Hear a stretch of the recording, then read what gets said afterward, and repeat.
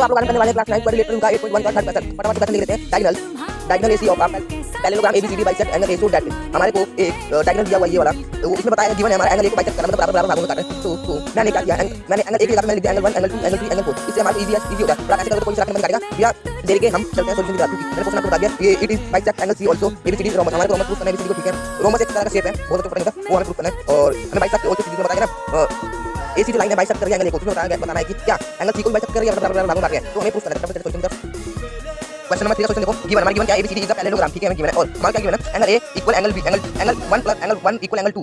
ये कैसे हमारे को गिवन है, हमारे को एंगल ए गिवन था जो बाइसेक्ट कर रहा है बराबर भागों में, मतलब एंगल ए और एंगल 2 बराबर हो गया, हम इसको लिख देंगे equation 1। And now CD parallel AB and AC is transversal. जो सीडी है, जो सीडी लाइन है और एबी लाइन है, ये एक वो है पैरेलल लाइन है और उस पे एक ट्रांसवर्सल है। तो हमारा ये हो रहा है एंगल 2 और एंगल 3 इक्वल है alternate interior angle 6 chapter, angle 2 और एंगल 3 इक्वल है अल्टरनेट इंटीरियर एंगल की वजह से, तो हम लिख देंगे angle 3 equal angle 2 alternate interior angles.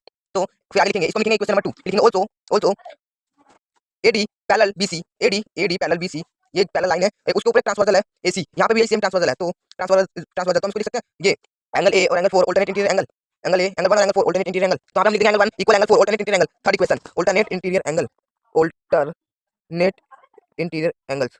तो हम लिखेंगे डायरेक्ट, लिखेंगे बिना किसी झंझट के डायरेक्ट लिखेंगे from equation 1 2 and 3, from equation 1 2 and 3 1 2 and 3 angle 1 equal to angle 1 equal angle 2 angle 2 equal angle 3 equal angle 4।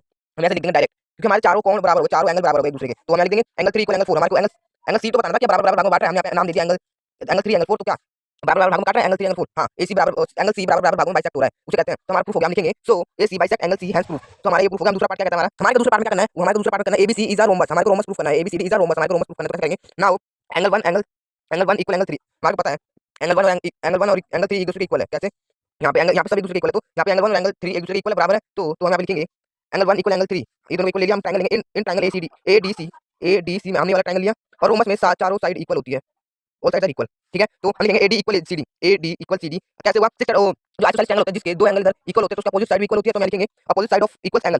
तो हमारा AD इक्वल CD, तो also similarly BC equal AB, जो AB है इक्वल है BC के, वही दो एंगल बराबर है तो उसके अपोजिट साइड इक्वल होगी सिमिलरली। तो हम लिखेंगे AB equal BC, we know that AB equal CD, हमारे को पता है एंगल AB और CD हमारा इक्वल है, कैसे एक दूसरे के पैरेलल इसलिए। तो यहाँ पे BC AD इक्वल है एक दूसरे के पैरेलल इसलिए, और BC और AD एक दूसरे के इक्वल है क्योंकि ये दोनों आइसोसेलेस ट्रायंगल के दो एंगल्स और अपोजिट एंगल इक्वल है आइसोसेलेस ट्रायंगल की वजह से। तो ये दोनों एक दूसरे के इक्वल है, ये दोनों एक दूसरे के इक्वल है, ये एक दूसरे के इक्वल है, तो चारों साइड आपस में इक्वल है, चारों side all side are equal. तो इसी के साथ हमें पता है we know that AB equal CD and AD equal BC। तो यहाँ पे हम लिखेंगे so ABC equal CD equal AD equal BC, hence proof ABCD is a rhombus. हमारे को ये बताना है कि चारों साइड एक दूसरे के बराबर है, ये इसलिए रोम्बस, ये रोम्बस हमारा प्रूफ होगा क्योंकि चारों साइड एक दूसरे के बराबर है, रोम्बस में ऑल साइड आर इक्वल। तो इसलिए हमने प्रूफ कर दिया। तो इसके साथ हमारा क्वेश्चन कंप्लीट होता है। जो भी चैनल पहली बार है उसको सब्सक्राइब कर दे। मिलते हैं अगली वीडियो में, जय हिंद जय भारत।